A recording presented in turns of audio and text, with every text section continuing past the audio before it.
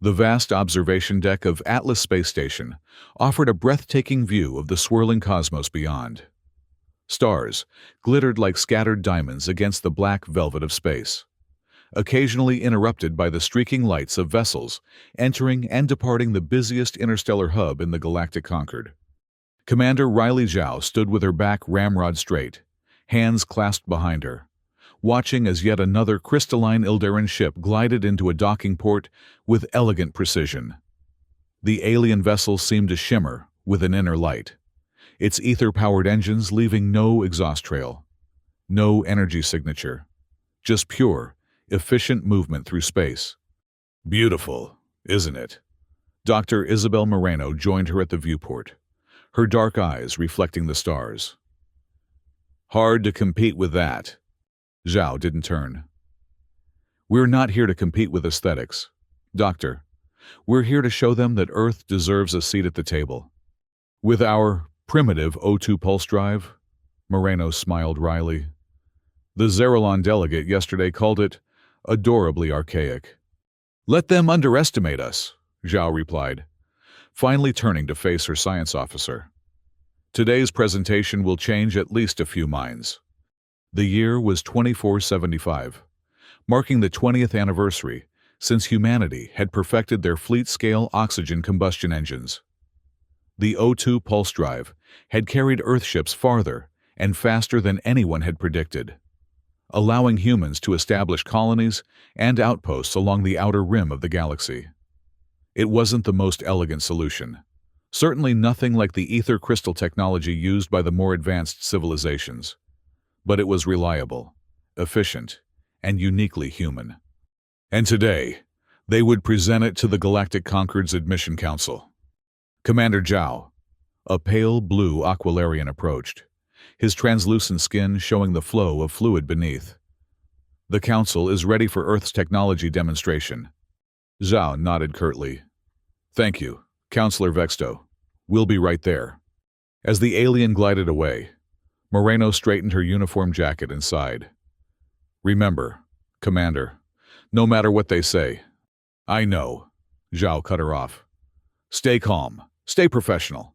Don't let them see me sweat. I was going to say don't punch anyone, but that works too. The council chamber was a marvel of alien architecture, a perfect dome with walls of polished asteroid glass that seemed to capture and amplify starlight. 15 delegates sat in a semicircle, each from a different spacefaring civilization, each regarding the human representatives with expressions ranging from curiosity to thinly veiled contempt. At the center sat the Ildaran chairman, a crystalline being whose form constantly shifted and refracted light like a living diamond.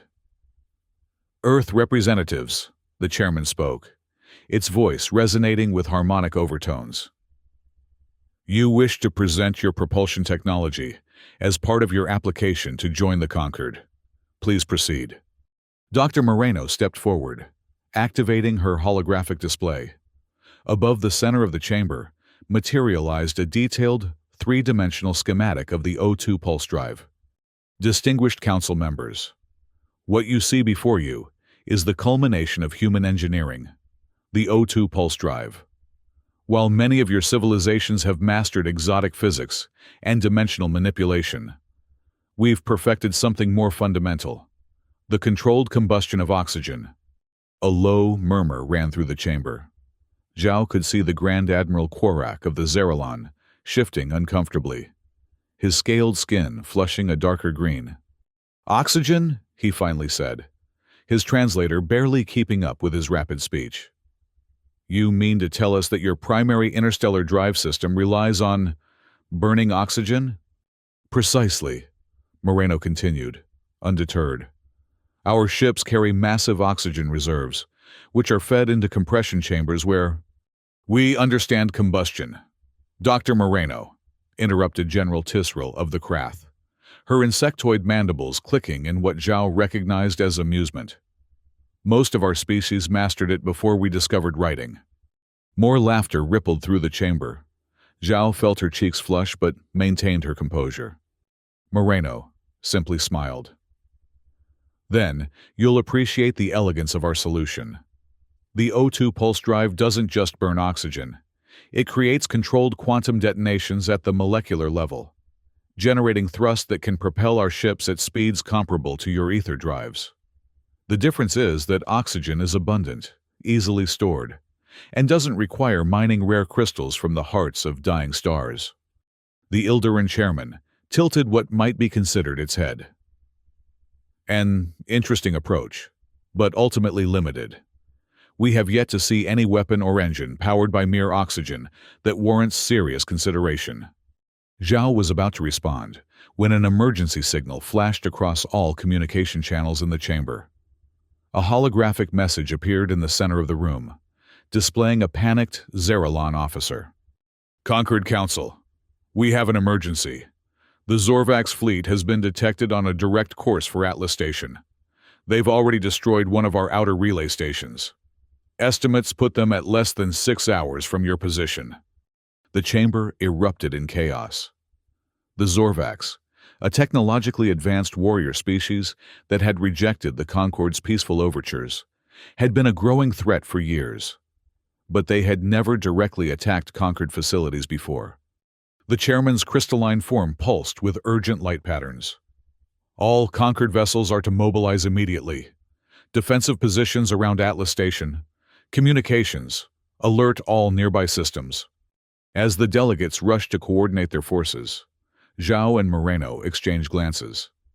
The Zorvax were infamous for their advanced ether crystal weapons, reportedly more powerful than anything the Concord had developed.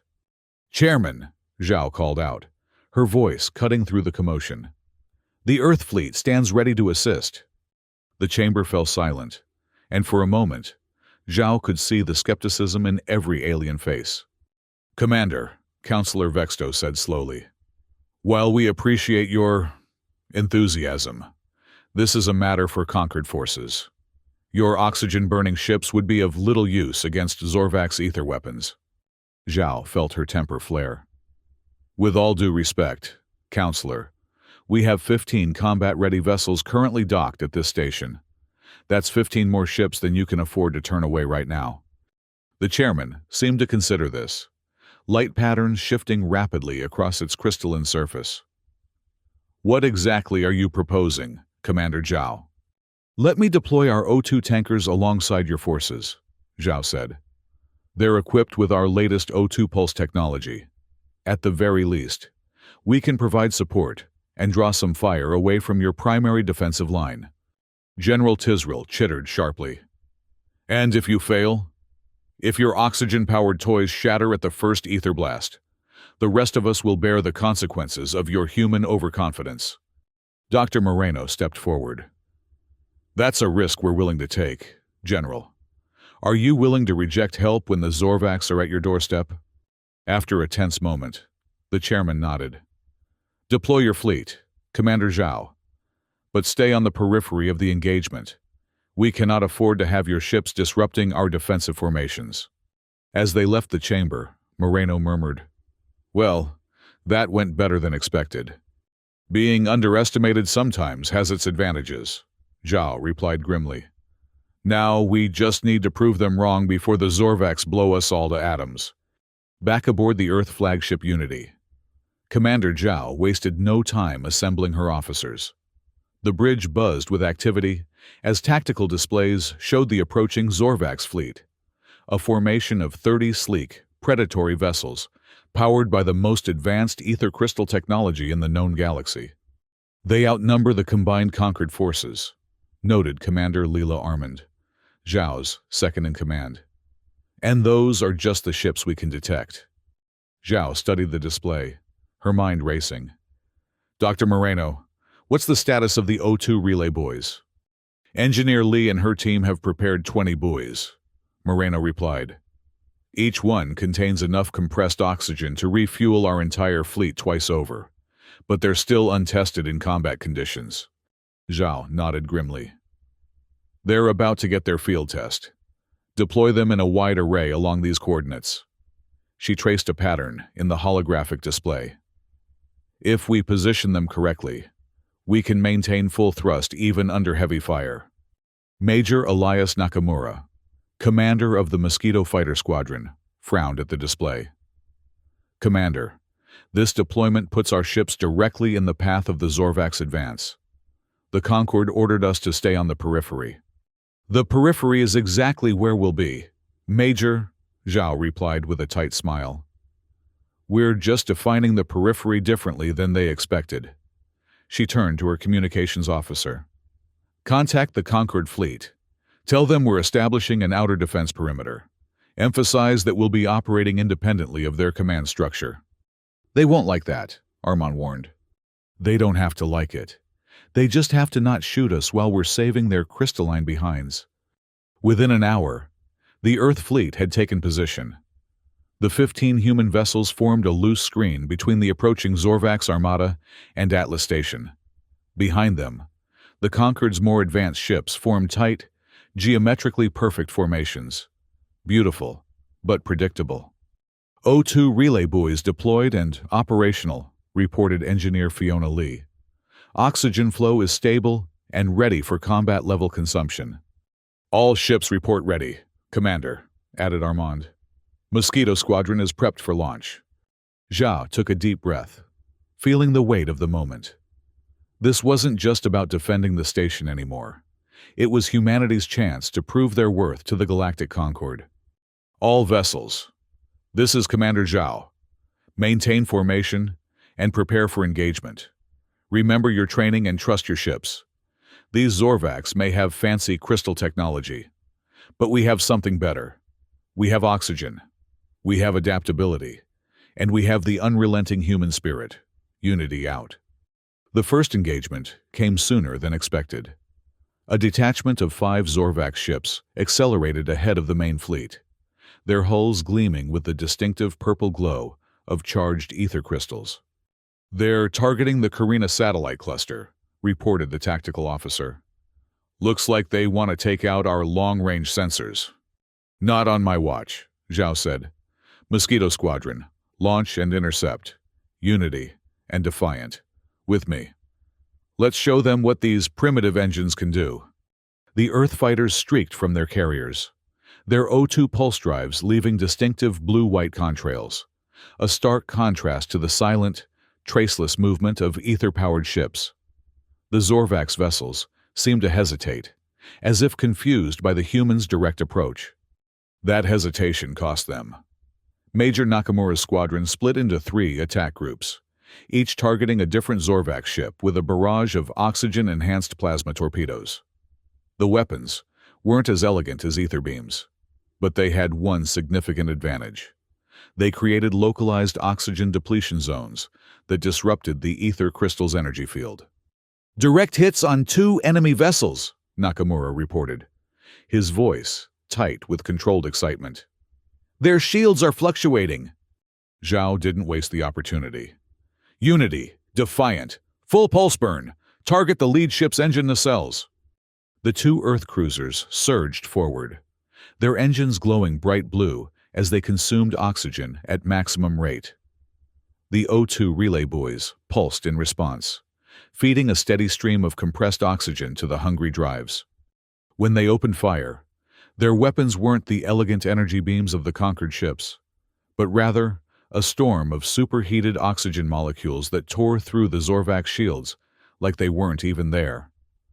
The lead Zorvax ship's ether crystal core destabilized, causing a chain reaction that ripped the vessel apart in a spectacular purple-white explosion. By the stars, murmured Armand, watching as the Mosquito fighters harried the remaining Zorvax ships. The oxygen torpedoes are actually working. Of course they're working, Moreno replied, eyes fixed on her readouts. Ether crystals may be powerful, but they're sensitive to environmental changes. Our weapons create precisely the kind of environment they can't handle. Back in the conquered fleet, confusion reigned. The aliens watched in disbelief as the supposedly primitive human vessels drove back the Zorvax advance guard. "What are we witnessing?" asked Counselor Vexto, his fluid-filled body pulsating with agitation. The Ilderan chairman's crystalline form sparkled with what might have been admiration. "Adaptability," The humans are creating oxygen-depleted zones that disrupt ether resonance. It's unexpected. It's reckless, countered General Tisril. They've engaged directly when we specifically ordered them to maintain a peripheral position. And yet, observed Ambassador Amir Val, who had been quiet until now, they've destroyed one Zorvac ship and damaged 3 others without a single casualty. Perhaps we should reconsider our assessment of human technology. The battle for the Carina satellite cluster ended in an unexpected victory for the Earth forces. The Zorvacs retreated, clearly unsettled by the effectiveness of the oxygen-based weapons against their supposedly superior technology. But this was just the opening skirmish. The main Zorvax fleet continued its approach, adjusting its formation to account for the new threat posed by the human vessels. Back aboard the Unity, the mood was cautiously optimistic. First round to humanity, Zhao announced to her crew. But the real test is still coming. Dr. Moreno, what's the status of our oxygen reserves? The O2 relay buoys performed better than expected, Moreno replied. We consumed only 22% of our available oxygen during the engagement. However, she hesitated. What is it, Doctor? I've been analyzing the Zorvac's retreat pattern. They're not just regrouping, they're adapting. Their shield frequencies are already shifting to compensate for our oxygen depletion tactics. Zhao nodded grimly. I expected as much. We need something new for the main engagement. Something they won't see coming. I might have just the thing, Moreno said. Her eyes, lighting up with that gleam Zhao had come to recognize as the birth of a dangerous idea. But it's completely untested and potentially catastrophic if it goes wrong. Those are my favorite kind of plans. Doctor, tell me everything. While the Earth fleet prepared for the next confrontation, the Zorvacs were making their own adjustments. Aboard the flagship Dominance, General Korvac Zorvax glared at the tactical display, showing the aftermath of the Carina engagement. Oxygen weapons, he snarled, his gray-skinned face contorted with disgust. Primitive, barbaric, and somehow effective. How is this possible? His chief scientist, a thin Zorvax with cybernetic enhancements, bowed slightly. The humans have weaponized a fundamental weakness in ether crystal resonance. General, the rapid depletion of oxygen creates a localized void that disrupts our energy fields. It's simple, but ingenious. Can we counter it? We're recalibrating our shields, but there's a limit to how much we can compensate. Ether crystals require specific environmental conditions to maintain optimal resonance. General Zorvax slammed his fist on the console. I will not be defeated by creatures who power their ships with the same element they use to breathe. Adjust our approach.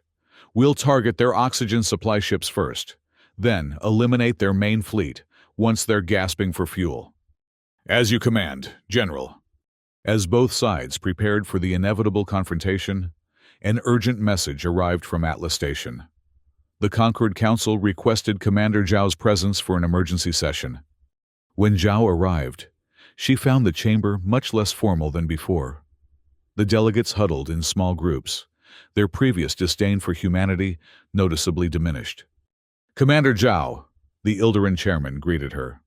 Your fleet's performance at Carina was illuminating. Perhaps we have been too quick to dismiss oxygen-based technology. Zhao maintained her professional demeanor, despite the satisfaction she felt. Thank you, Chairman. However, I must warn you that the Zorvacs are already adapting to our tactics. The next engagement will be significantly more challenging. Which is why we've called you here, said Ambassador Vale, stepping forward. The Conquered Fleet is prepared to coordinate more closely with your forces. What do you need from us? This was the opportunity Zhao had been waiting for. Dr. Moreno has developed a strategy that could turn the tide decisively, but we'll need your help to implement it. As Moreno explained their plan, even the most skeptical Conquered delegates began to look impressed. It was audacious, dangerous, and very human, exactly the kind of unpredictable approach that might confuse the methodical Zorvacs. You want to deliberately overload your O2 pulse drives? General Tisrel chittered in disbelief. The energy discharge could destabilize your entire fleet. Not if we channel it properly, Moreno explained. That's where we need your help. Your ether shields can contain and redirect the discharge, turning it into a weapon far more powerful than anything we could generate independently. The Ilderan chairman's crystalline form pulsed with what might have been concern. This level of cooperation between such different technologies has never been attempted. The risks are considerable. With respect, Chairman, Zhao said firmly. The Zorvax will reach Atlas Station in less than 3 hours.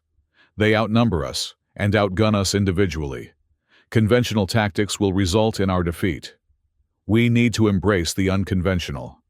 After a tense debate, the Council agreed.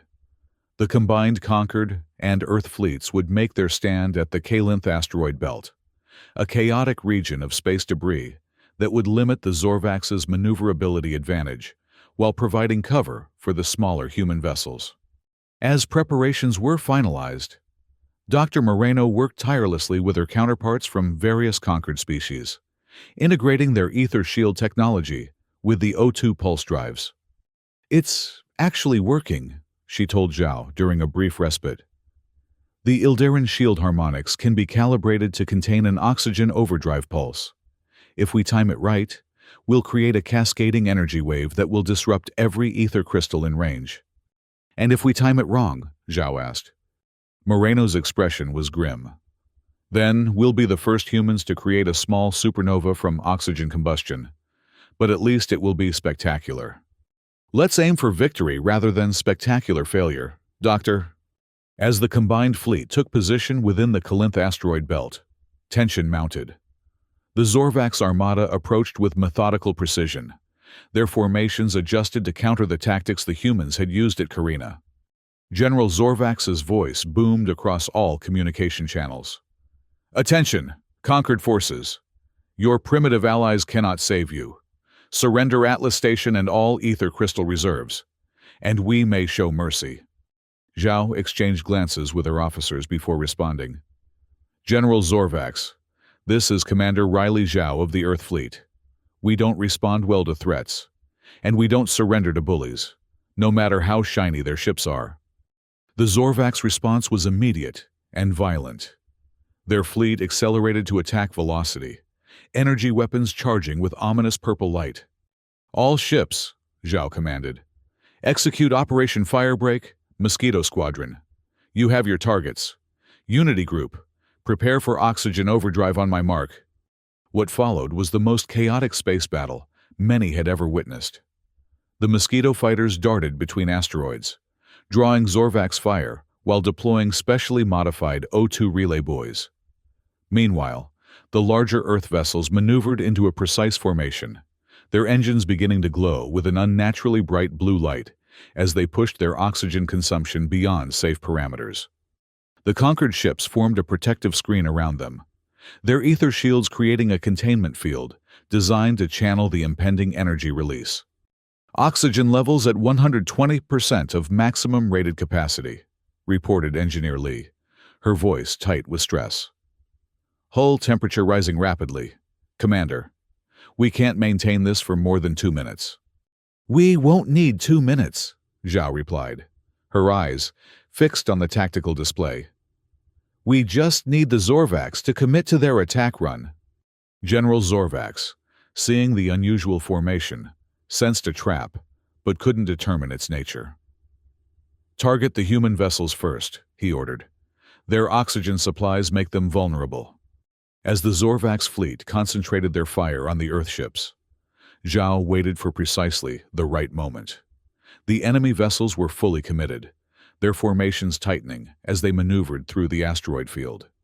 Now, Zhao commanded, execute oxygen overdrive. Across the Unity group, O2 pulse drives surged to 130% of their rated capacity. The explosion of energy was not the controlled burn typical of human engines, but rather a cascading quantum reaction that created a massive electromagnetic pulse. The conquered ship's ether shields captured this energy, channeling it into a directed wave that crashed into the Zorvax fleet. The effect was immediate and devastating. Ether crystals throughout the Zorvax vessels destabilized simultaneously. Shield systems failed, weapons went offline, and for a critical few seconds, the fearsome Zorvax armada hung helpless in space. "All ships, fire at will," Zhao ordered. The combined fleet unleashed everything they had: oxygen torpedoes from the human vessels, ether beams from the conquered ships, each finding their mark against the undefended Zorvax vessels. 3 of the largest enemy ships, including General Zorvax's flagship Dominance, erupted in spectacular explosions as their ether crystal cores went critical. The shockwave rippled through the remaining fleet, causing cascading failures in ship after ship. "They're breaking formation," reported Major Nakamura from his fighter. "The Zorvax are retreating." Aboard the crippled Dominance, General Zorvax stared in disbelief at the devastation around him. Emergency lights bathed the bridge in an eerie red glow as systems failed throughout the ship. "This is impossible," he muttered. "Defeated by oxygen burners?" His chief scientist, bleeding from a head wound, looked up from a damaged console. "The humans found our weakness, General. While we relied on rare ether crystals, they weaponized an element so common they consider it worthless. The irony is quite profound." As the Zorvax fleet retreated in disarray, the celebration aboard the Earth vessels was tempered by the damage they had sustained. The oxygen overdrive had pushed their engines to the breaking point, and several ships were operating on emergency power only. But they had won, against all odds, against superior technology and numbers. The combined fleet had prevailed. "Damage report," Zhao requested, slumping into her command chair. "All ships reporting varying degrees of engine damage," Armand replied. "Mosquito Squadron lost 3 fighters, but all vessels are spaceworthy, and casualties are minimal, considering what we just accomplished." Dr. Moreno looked up from her console, her face streaked with sweat and soot from an electrical fire. "The O2 relay buoys performed beyond all expectations. We've already established new ones at strategic points throughout the system. No conquered ship will run short of oxygen on our watch." Zhao allowed herself a small smile. "Send word to Atlas Station. Tell them the Zorvax have been defeated, and the Earth fleet stands ready to assist with recovery operations." The response from the Conquered Council was not what anyone expected. Rather than a simple acknowledgement, the Ilderan chairman requested the immediate presence of both Commander Zhao and Dr. Moreno for an emergency session. When they arrived, they found the chamber atmosphere completely transformed. Gone was the condescension, the barely veiled contempt. Instead, the delegates regarded the human representatives with something approaching respect. "Commander Zhao, Dr. Moreno," the chairman began, its crystalline form glowing with warm light patterns. "Today's events have realigned our understanding of what constitutes advanced technology. Your O2 pulse drive, which we dismissed as primitive, proved to be the decisive factor in our victory." Councillor Vexto, who had been among the most dismissive of Earth technology, spoke next. "Our intelligence reports indicate that the Zorvax will require at least 3 standard years to rebuild their ether crystal reserves. Moreover, there are indications of internal rebellion within their hierarchy, with a growing faction advocating for the adoption of simpler technologies." "Like oxygen drives?" Moreno asked, unable to keep a note of satisfaction from her voice. "Precisely, Doctor," Ambassador Vale confirmed. "Which brings us to the purpose of this meeting. The Conquered Council formally recognizes the O2 pulse drive as a technology of strategic importance. We would like to establish a technology harmonization committee, with you as senior advisors, to explore the integration of oxygen combustion with ether crystal power." Zhao exchanged a glance with Moreno before responding. "The Earth fleet would be honored to participate in such an initiative, Ambassador. However, I must emphasize that our primary goal remains unchanged: full membership in the Galactic Concord." The chairman's light patterns shifted in what might have been the crystalline equivalent of a smile. That matter has already been decided. Commander, Earth's application for membership has been approved unanimously. Your world will be formally inducted at the next conclave. The news was overwhelming. After years of being treated as interstellar newcomers, humanity had finally earned its place among the stars. Later, as they stood before the grand optical display in the Unity's observation deck, Zhao and Moreno watched as Concord cartographers updated their star charts. A new designation appeared across a section of space: O2 Corridor, a recognition of the new oxygen supply routes established by the Earth fleet. "You know," Zhao said quietly, "when they laughed at our engines, I wanted nothing more than to prove them wrong. But I never imagined we'd do it quite so dramatically." Moreno smiled. "That's what happens when you underestimate humans. We have a habit of turning our perceived weaknesses into our greatest strengths.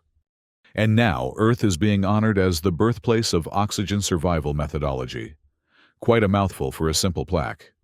"It's not about the title," Moreno replied, her expression growing serious. "It's about what it represents: humility, creativity, and courage in the face of overwhelming odds. Those are the qualities that define humanity at its best."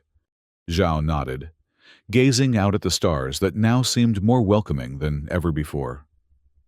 "We've shown them that sometimes the thing people laugh at is exactly what keeps the universe from going dark." In the days that followed, as repairs continued and new protocols were established, the relationship between the Earth fleet and the Concord forces evolved rapidly. Human engineers worked alongside alien technicians, sharing knowledge and adapting technologies in ways neither would have considered before the Battle of Corinth. The O2 relay buoys, once dismissed as clumsy and inefficient, became standard equipment throughout Conquered territory. The ability to refuel and rearm in deep space, without relying on fixed stations, revolutionized both military and civilian operations.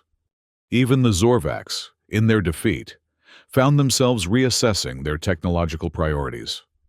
Reports indicated that their new ships were being designed with hybrid propulsion systems, still primarily ether crystal-based, but with oxygen combustion backups for emergency situations.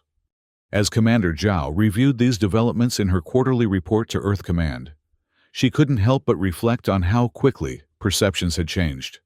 In less than a standard month, humanity had gone from being tolerated newcomers to respected allies whose unique approach to technology was now being emulated throughout the galaxy. "Preparing for transmission to Earth Command," announced the communications officer.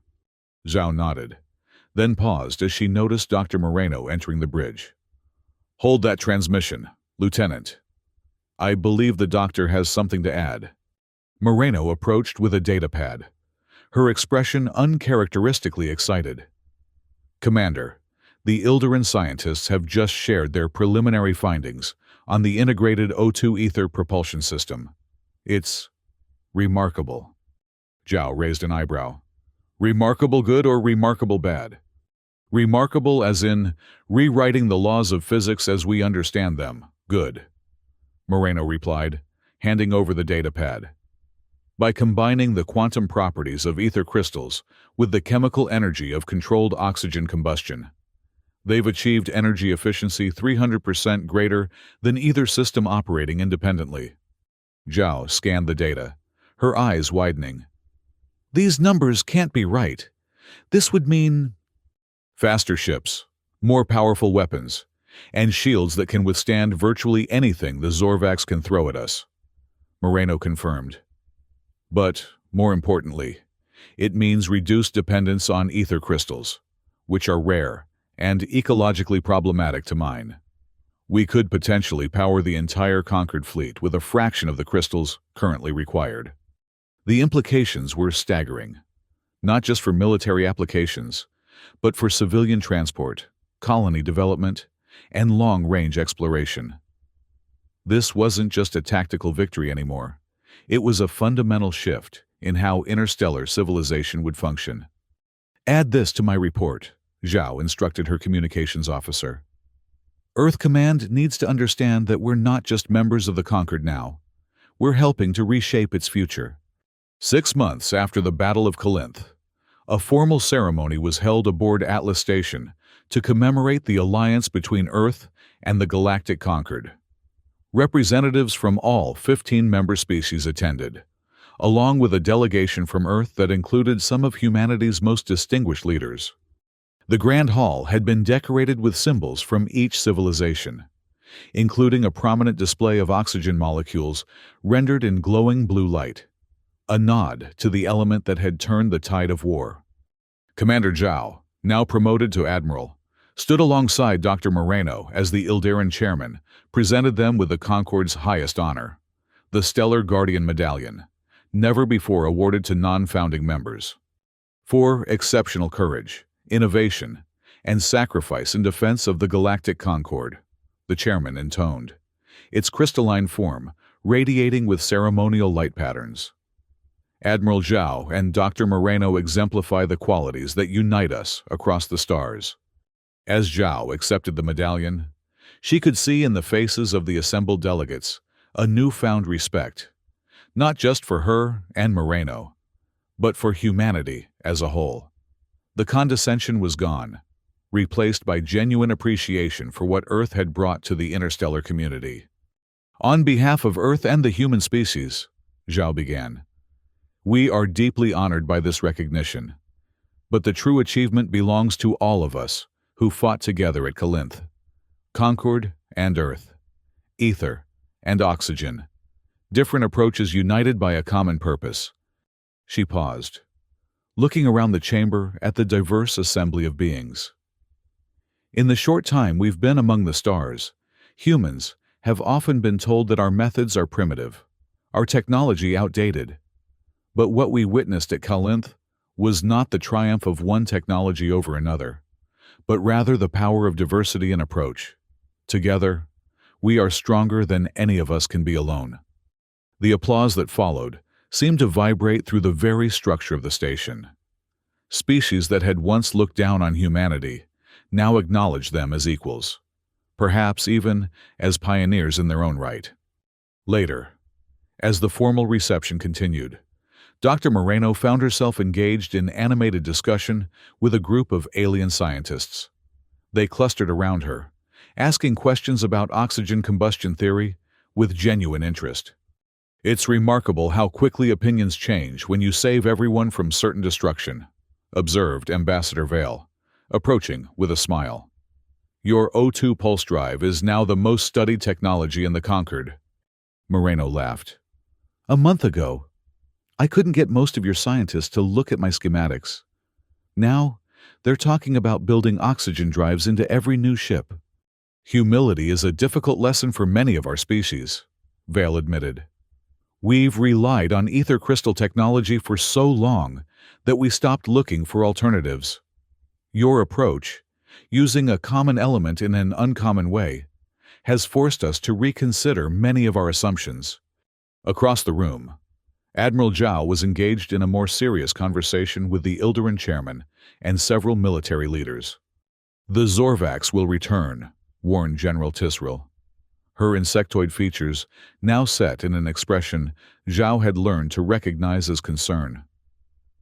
Our intelligence suggests they are already experimenting with ways to counter the oxygen depletion effect.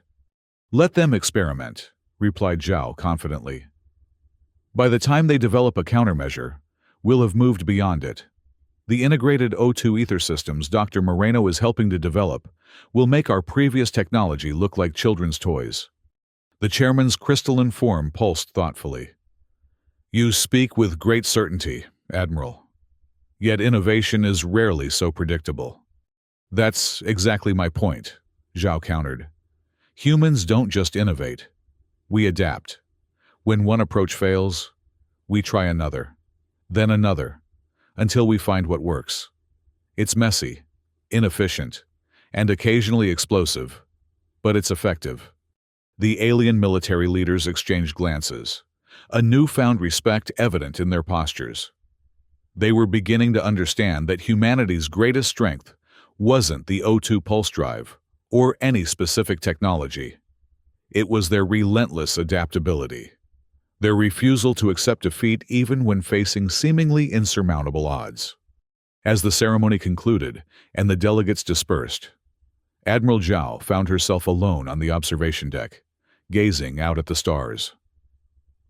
The Unity floated nearby, its hull bearing the scars of battle, but still proudly displaying the Earth Fleet insignia alongside the newly added Concord emblem.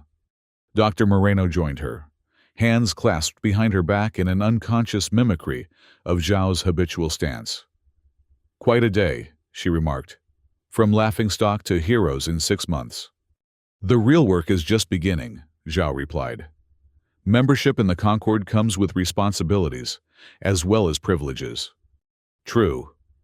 But we've earned our place here." Moreno gestured toward the vast expanse of stars. "And somewhere out there, General Zorvax is reconsidering his opinion of primitive oxygen drives." Zhao smiled at the thought. "You know what the most satisfying part is? Every Zorvax ship that survived the battle has now been retrofitted with emergency oxygen reserves. They still sneer at our technology in public, but they're quietly adopting it all the same." "The ultimate compliment," Moreno agreed. "Though I suspect they call it something more impressive than oxygen tanks." A comfortable silence fell between them as they contemplated the view. The stars seemed somehow brighter now, more welcoming, as if the galaxy itself had opened its arms to humanity. "What's next for us?" Moreno finally asked. Zhao's expression grew thoughtful. "The Concord has approved our proposal for an expanded Earth fleet, with joint human-alien crews and integrated technology. We'll be establishing permanent O2 corridors throughout Concord space, ensuring that no ship ever runs short of fuel or breathing air." "And beyond that?" "Beyond that?" Zhao smiled, her eyes fixed on the distant stars. "We keep doing what humans have always done best, exploring, adapting, and occasionally surprising everyone with what we can accomplish with the simplest of elements." As if on cue, a Concord vessel glided past the observation window, its newly installed oxygen engines leaving a faint blue trail against the black of space, visible proof that humanity had, indeed, changed the course of interstellar civilization. In the months and years that followed, the legend of the Battle of Corinth grew throughout the galactic Concord. Children of a dozen species played with toy spaceships equipped with miniature oxygen tanks.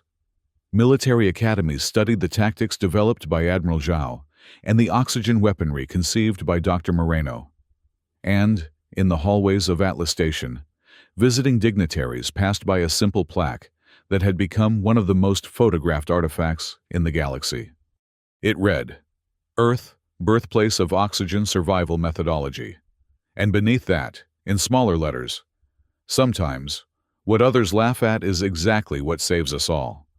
The Galactic Concord had learned an important lesson about underestimating newcomers, and humanity had found its place among the stars, not by mimicking the advanced technologies of other species, but by perfecting and weaponizing the most fundamental element of life itself.